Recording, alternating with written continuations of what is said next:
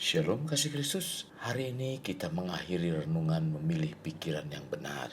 Harapan dan doa saya, kita semua telah mengisi pikiran dengan benar, di mana dapat menentukan dan mempengaruhi pikiran sehingga dapat menyingkirkan pikiran negatif dan bukan orang lain yang melakukan perubahan, karena Kristus Yesus yang tinggal dalam pikiran kita. Mari tetap melekat dalam Tuhan melalui renungan hari ini, agar kita selalu siap sedia dalam setiap saat tentang kehidupan yang sesungguhnya. Kita berdoa. Bapa Surgawi, terima kasih buat kesempatan dan waktu yang Kau berikan dalam kehidupan kami. Biarlah seluruh kehidupan kami diisi dengan kebenaran firman-Mu, sehingga firman-Mu semakin berakar, bertumbuh dalam hidup kami Tuhan, di mana kami senantiasa dipenuhi dengan pikiran-pikiran yang benar. Bahkan kami bukan hanya berpikir tentang kehidupan kami dalam dunia ini saja, tapi kami berpikir tentang kekekalan. Tuhan, ini yang menjadi kerinduan kami, supaya kami mempersiapkan seluruh hidup kami seperti apa yang Tuhan rencanakan. Ini doa kami dalam nama Tuhan Yesus. Amin. Kasih Kristus melekat dalam Tuhan bertema berpikir tentang kekekalan. Terdapat dalam kitab Pengkhotbah 3 ayat 11, demikian firman Tuhan. Ia membuat segala sesuatu indah pada waktunya. Bahkan ia memberikan kekekalan dalam hati mereka. Kasih Kristus, sesungguhnya banyak di antara kita mengetahui bahwa hidup di bumi ini hanyalah sementara. Dapat dikatakan bahwa kehidupan kita di bumi hanyalah latihan untuk menjalani kehidupan yang sesungguhnya.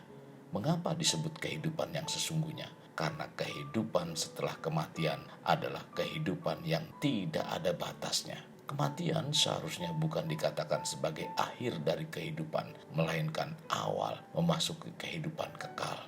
Jadi bumi adalah tempat persiapan atau latihan, bahkan boleh dikatakan sebagai uji coba bagi kehidupan kita di kekekalan. Inilah masa latihan sebelum permainan yang sesungguhnya, putaran pemanasan sebelum pertandingan dimulai.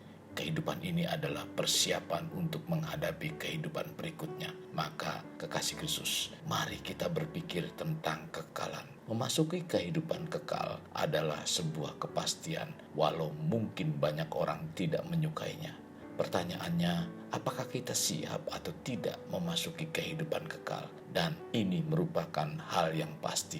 Pentingkah hal ini dipertanyakan? Sesungguhnya sangat penting sekali. Firman Tuhan dalam Filipi 3 ayat 20 mengatakan, karena kewargaan kita adalah di dalam surga, dan dari situlah juga kita menantikan Tuhan Yesus Kristus sebagai juru selamat. Pentingnya berpikir tentang kekekalan itu sama halnya berpikir tentang pulang kembali ke kampung halaman dengan mempersiapkan hal-hal yang dapat kita bawa untuk ditunjukkan kepada Bapa Surgawi. Bila kekasih Kristus memiliki ketakutan dalam menghadapi hari penghakiman yang ada dalam kehidupan kekal, berarti dalam diri kita ada persoalan serius, yaitu dosa yang belum dibereskan. Inilah yang membuat kita tidak berani menghadapi hal itu tiba. Berpikir tentang kekekalan, kita harus memiliki keyakinan dan keberanian. Dalam 1 Yohanes 2 ayat 28 mengatakan, maka sekarang anak-anakku, tinggallah di dalam Kristus, supaya apabila ia menyatakan dirinya, kita beroleh keberanian, percaya dan tidak usah malu terhadap dia pada hari kedatangannya. Saat kita berdiri di hadapan Allah untuk dihakimi, mungkin adalah hal yang menakutkan bagi beberapa orang. Tentu menakutkan karena kita tahu dengan pasti siapa Allah dan siapa kita. Allah adalah Sang Maha Agung dan kita adalah manusia berdosa. Siapakah yang akan tahan berada di hadapan tahta pengadilan Allah? Itulah sebabnya Yohanes berkata, kita hanya bisa berdiri dengan yakin di tahta pengadilan Allah karena kasih-Nya di dalam kita. Keyakinan untuk menghadap pengadilan Allah tentunya bila hidup keimanan kita tetap melekat dalam Tuhan dan berjalan dalam kebenarannya. Tetapi hidup di luar dari ini hal yang wajar bila gemetar memikirkan penghakiman. Jadi orang-orang yang telah mendapatkan kasih-Nya, telah ditebus oleh darah-Nya dan tinggal dalam kasih-Nya akan dapat berdiri dengan penuh keberanian di hadapan-Nya. Ingat, waktu kita di bumi hanyalah sekejap mata, tetapi akibatnya akan akan kekal. Perbuatan-perbuatan dalam kehidupan ini menentukan nasib dalam kehidupan berikutnya.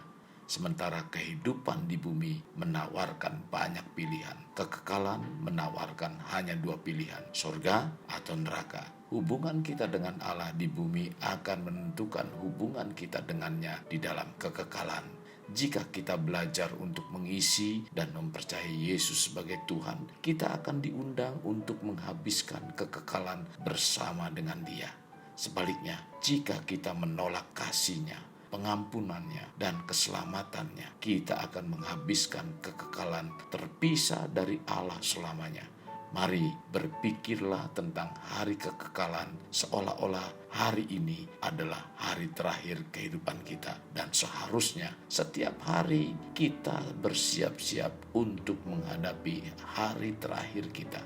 Kekasih Kristus, jadikan hidup kita untuk lebih bermakna, membangun pribadi bermakna, dimulai dari pribadi kita. Kita berdoa. Bapa, terima kasih. Di akhir dari renungan yang berseri tentang memilih pikiran yang benar, biarlah kami mendapatkan satu kebenaran firman-Mu, agar kami terus mengisi kebenaran firman-Mu yang terus menjadikan hidup ini lebih berarti. Bahkan bukan hanya berpikir tentang kehidupan kami di dunia, melainkan juga kami berpikir tentang kekekalan, agar kami dalam mengakhiri hidup ini, kami siap menghadapi apa yang Tuhan telah kerjakan dalam kehidupan kami, di mana kami akan berkumpul bersama-sama dengan Engkau Tuhan di dalam tahta kemuliaan-Mu Tuhan. Ini yang menjadi kerinduan kami. Tuhan, terima kasih. Kebenaran firman-Mu telah mengingatkan kami agar kami tetap hidup dalam kebenaran-Mu Tuhan. Ini doa kami yang kami alaskan dalam nama Tuhan Yesus. Amin. Kasih Kristus, mari kita akhiri dengan mengendahkan kedua tangan kita. Terimalah anugerah berkat dari Allah Bapa, kasih sayang daripada Yesus Kristus, dan persekutuan dengan Roh Kudus yang mencurahkan berkat secara rohani, berkat secara jasmani, dan berkat secara ekonomi, di mana berkat Abraham, berkat Ishak, berkat Yakub dicurahkan dan dilimpahkan dari saat sekarang sampai Maranatha tiba, dalam nama Tuhan Yesus. Amin. Sampai jumpa di renungan berikutnya. Tuhan Yesus memberkati. Jangan lupa like, share, dan subscribe.